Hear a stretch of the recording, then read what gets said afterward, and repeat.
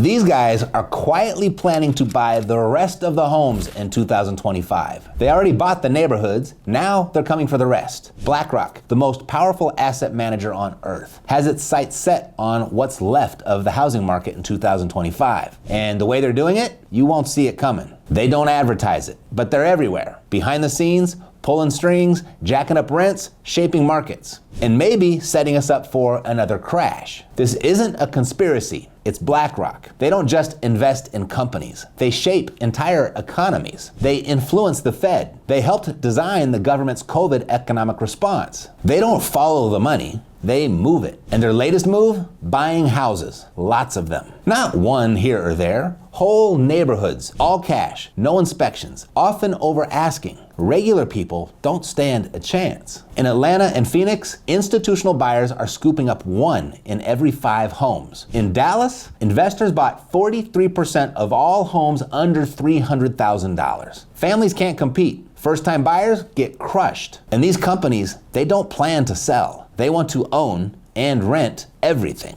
In one Phoenix neighborhood, rents shot up 19% after a single company entered the market. In Charlotte, prices surged 28% in a year after BlackRock picked up 1,200 homes. In some places, appraisers say institutional buyers have jacked up comps by 8 to 12%. That's not normal. That's not fair. That's rigged. But it gets worse. See, BlackRock doesn't just buy the homes. They own part of the bank that gives the mortgage. They own part of the platform where the home is listed. They own shares in the media outlet reporting the market news. Wells Fargo, Zillow, Bloomberg, BlackRock owns stakes in all of them. They're not just buying the board, they built the game. Their risk system, it's called Aladdin. It manages over $21 trillion in assets, used by 85% of Fortune 100 companies. It runs 250,000 market simulations a day. And during the 2023 banking panic, it triggered sell-offs that worsened the crisis. This system isn't just powerful, it's untouchable. BlackRock is not too big to fail, they're too big to question. And when things go south, they don't get punished, they get paid. In 2008, they got $120 million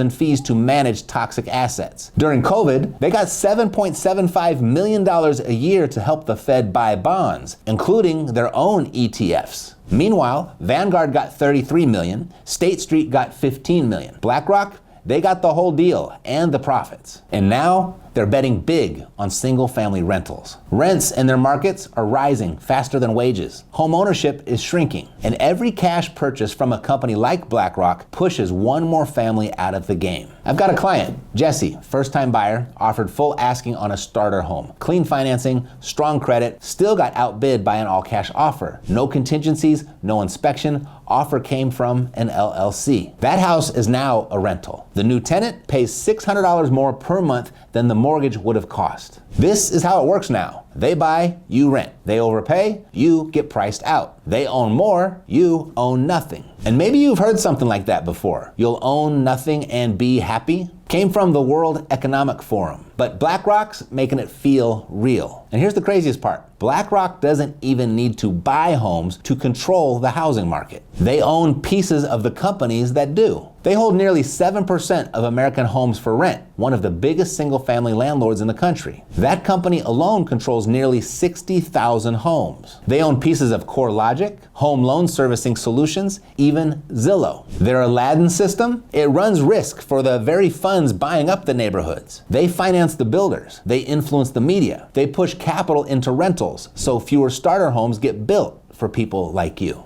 They don't even need to touch your street. The system moves for them. And the deeper you go, the harder it is to find where BlackRock ends and the housing market begins. I could go so deep into this, you might not sleep tonight. Let me know in the comments if I should make a part 2. There's way more under the surface than I've shown you. And 2025 is where it all ramps up. With rates holding high and inventory shifting, this is the year companies like BlackRock make their biggest move yet. And here's the scary part. If interest rates rise, or new laws kick in, or returns dip, BlackRock might need to dump properties fast. A 2% rate hike could force them to sell nearly 9,000 homes a month just to stay afloat. In a fire sale, that could mean an 18% price drop in investor-heavy markets. That hits everyone. Renters get evicted, counties lose property tax revenue, homeowners get trapped underwater. In places like Maricopa County, Arizona, where investors hold huge portfolios, a drop in values could crush the local economy. Property tax projections there are already down 23%. And if that sounds like 2008,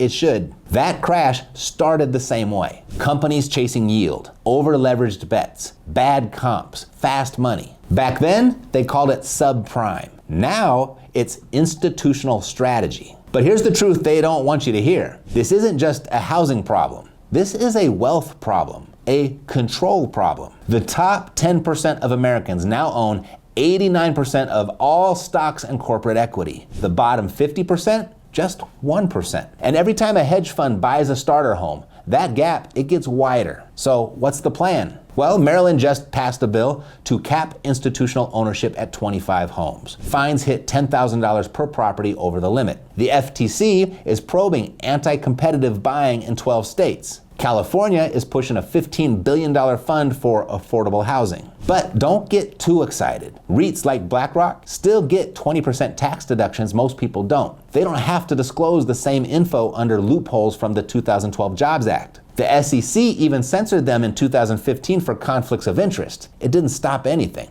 This isn't going away, and globally, it's spreading. Toronto's housing crisis has roots in BlackRock's 35,000 home portfolio. In Germany, rent caps came only after one company owned 330,000 units. In China, Evergrande collapsed with 1.5 million unfinished homes. Proof this isn't just an American issue. So what can you do? You find the cracks. BlackRock isn't everywhere. Not yet. Secondary markets like Toledo or Rochester still offer 7 to 9% cap rates. Seller financing and FSBO deals cut them out completely. Tax lien investing in places like Florida or New Jersey still bring 8 to 12% returns with zero corporate competition. And part of that strategy? Getting access to money the way the big players do. There's a little known way to fund your next deal using 0% interest for up to 18 months. It's not bank financing. It's not private lending. It's something I call loophole lending. I'll drop a link below so you can check it out. Real estate is still the final frontier where the average person has a legitimate shot at creating real wealth while you're still young enough to enjoy it. So, to get your piece, you use tools like Epic Privy's heat maps to track investor activity. You go direct to seller. You move before they do. But here's the hard truth. BlackRock will keep buying. If they screw it up, they'll get bailed out. But you've got to be smart. You don't need billions, you need a strategy. Get off the mainstream path. Look where the giants aren't. I put together some free information for you to help you do just that. No pitch, no opt-in, just clarity and direction. The link is down below in the description. It'll help you find the gaps so you can stop watching from the sidelines. You already know the system's rigged, but that doesn't mean you're stuck. If you liked this video, the YouTube algorithm thinks that you'll probably like that one too, so check it out. But remember, this is your shot to building something BlackRock and their corporate counterparts can't touch. So don't waste it. Thanks for watching. I'll see you next time. Take care.